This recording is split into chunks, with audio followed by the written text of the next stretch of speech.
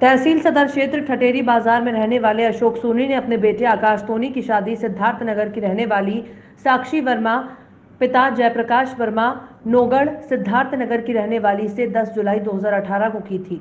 शादी के 2 महीने के बाद से ही परिवार में विवाद पैदा हो गया। विवाद का कारण साक्षी वर्मा का बॉयफ्रेंड था।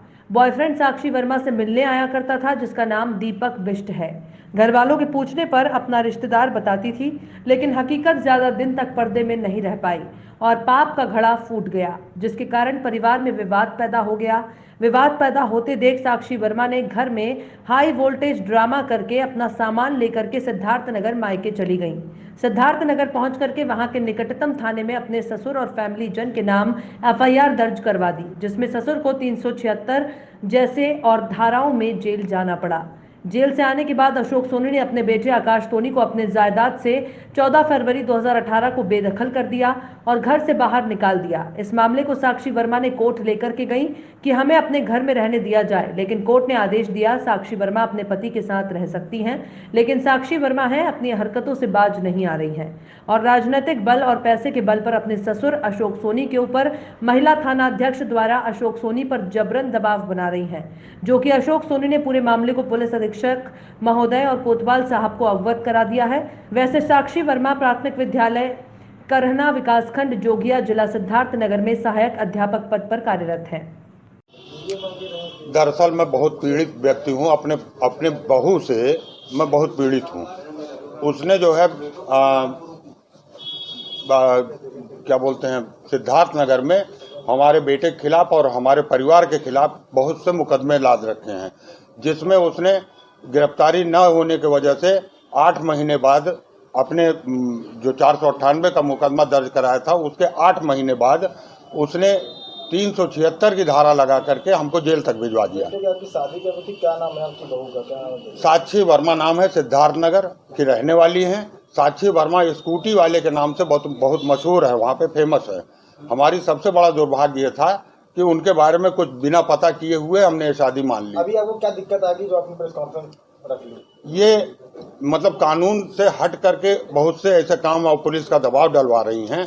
अभी इन्होंने 15 तारीख को एक न्यायालय से आदेश ले लिया था पति के साथ में रहने का, तो बेटा हमारा जो है घर से बेदखल है और वो अन्यत्र कहीं रहता है, लेकिन पुलिस प्रशासन और मीडिया के दबाव में आकर के वो लड़की हमारे घर पे बीते 18 तारीख से 22 तारीख तक हाई वोल्टेज ड्रामा करके गई है। हमारे यहाँ ताला भी तोड़ने की कोशिश ये लोग किए हैं। और तरह का आदेश था, क्या था आदेश में? आदेश में ये था कि पति के साथ रहने का आदेश था। जहाँ वो रहता है एक हवादार कमरा होना चाहिए और बाथरूम की सुविधा हो, वहाँ पर लेकर के रहे और खाने पीने की सुविधा का ध्यान रखे, अन्यथा उसको 6,000 रुपये प्रति माह देता रहे। असहमत की स्थिति में ये प्रभाव में होगा। सहमत की स्थिति में 22 तारीख को उसको जवाब लगाना था वहाँ पे, और उसके पहले ही ये कंप्लाइंस कराने के लिए गलत ढंग से ये आकर के हमारे मोहल्ले में, हमारे जिले में बहुत बुरी तरीके से इन्होंने हमको बदनाम किया और हमारे खिलाफ बहुत सी चीजें प्रचारित की। न्यायालय के आदेश होने के बाद भी पुलिस प्रशासन किस दबाव में आप लाए रहेंगे ना, इनसे बात कर क्या है अब मामला, किस तरह की?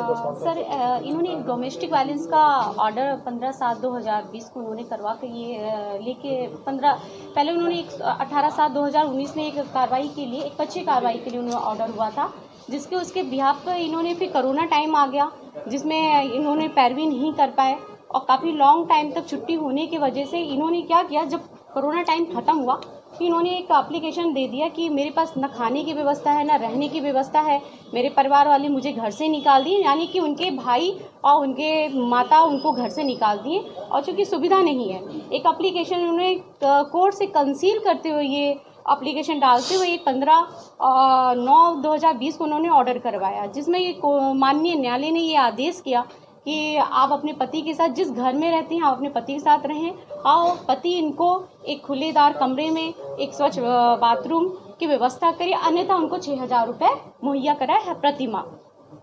बट ये और उसमें साथ में ये भी ये कंडीशनल ऑर्डर था, कोई ऐसा नहीं है कंपलसरी ऑर्डर था कि ये अगर 15 तारीख को ऑर्डर हो गया है ये घर आ जाए या बिना सूचना दिए आ जाए। क्योंकि कोई भी, मैंने भी बहुत ऐसे ऑर्डर करवाए हैं जिसमें ये सीधे सीधे ये कोर्ट ऑर्डर करती है, अगर 15 तारीख को ऑर्डर वो करती है, साथ में विपक्षी को सुना जाता है।